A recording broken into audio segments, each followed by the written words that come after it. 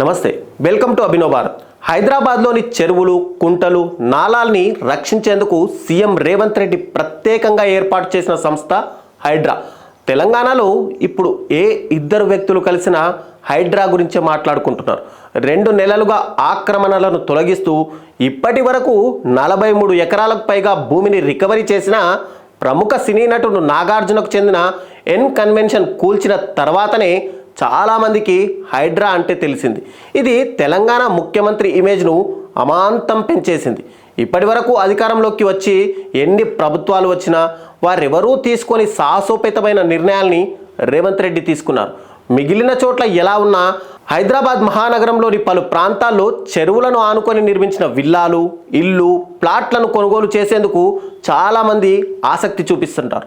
అలాంటి వారందరికీ ఇప్పుడు చుక్కలు కనిపిస్తున్నాయి.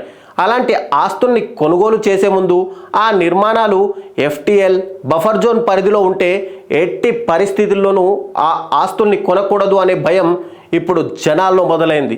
ఎందుకంటే ఏదో ఒక రోజు అది నెత్తి మీదకి రాకుండా ఉండదు. దీనికి బెస్ట్ ఎగ్జాంపుల్ నాగార్జునకు చెందిన ఎన్ కన్వెన్షన్. దీని నిర్మాణం FTL బఫర్ జోన్ మిగిలిన పట్టా ల్యాండ్లోనూ చేపట్టారు. ప్రభుత్వానికి చెందిన వివిధ శాఖల వారు ఎన్ కన్వెన్షన్ నిర్మాణాన్ని ఆక్రమం అన్న విషయాన్ని స్పష్టం చేశారు. దీంతో హైడ్రా ఎంట్రీ ఇచ్చి మొత్తం నిర్మాణాన్ని కూల్చేసింది.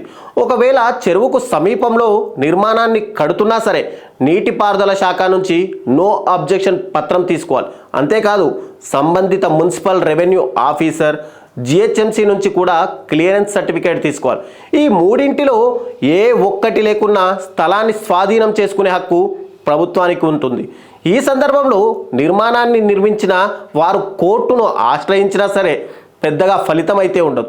అయితే కొంతకాలంగా హైడ్రా పేరుతో పాటు FTL బఫర్ జోన్ అంటూ 2 మాటలు పదే పదే వినిపిస్తున్నాయి. FTL బఫర్ జోన్ అంటే ఏమిటో చాలామందికి ఇంకా అర్థం కూడా కావడం లేదు.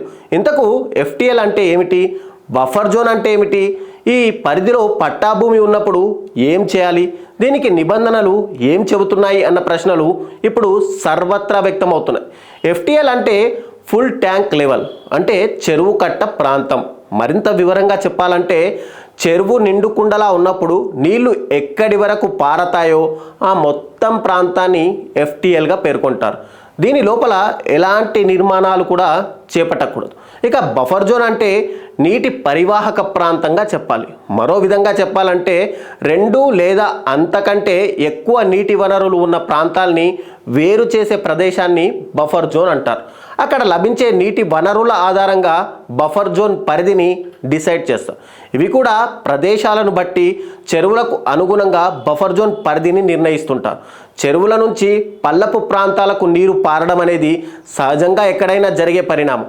దీన్నే అలుగు అని కూడా చెబుతుంటారు. చెరువులకు పొలాలకు మధ్య ఉన్న ప్రాంతాన్నే బఫర్ జోన్ అంటారు.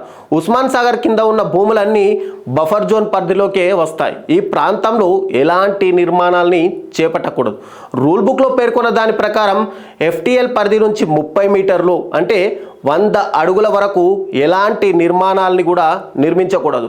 అయితే సదరు చెరువు 25 హెక్టార్లు అంతకు మించి విస్తీర్ణంలో ఉంటే 30 మీటర్ల వరకు ఎలాంటి నిర్మాణము కట్టకూడదు. కావాలంటే బఫర్ జోన్ ప్రాంతంలో వ్యవసాయాలు అవి చేసుకోవచ్చు. అంతేకాని ఎలాంటి నిర్మాణం చేసినా అది అక్రమమే అవుతుంది. ఈ వాస్తవాలు తెలిసి కొంతమంది, తెలియక కొంతమంది ఇప్పుడు హైడ్రా దెబ్బతో నోటీసులు అందుకుంటున్నారు. ఇకపై ఎలాంటి కట్టడం లేదా స్థలం కొనాలన్నా కట్టుకోవాలన్నా ఈ నిబంధనలను చెక్ చేసుకోవడం ఎంతో ఉత్తమం.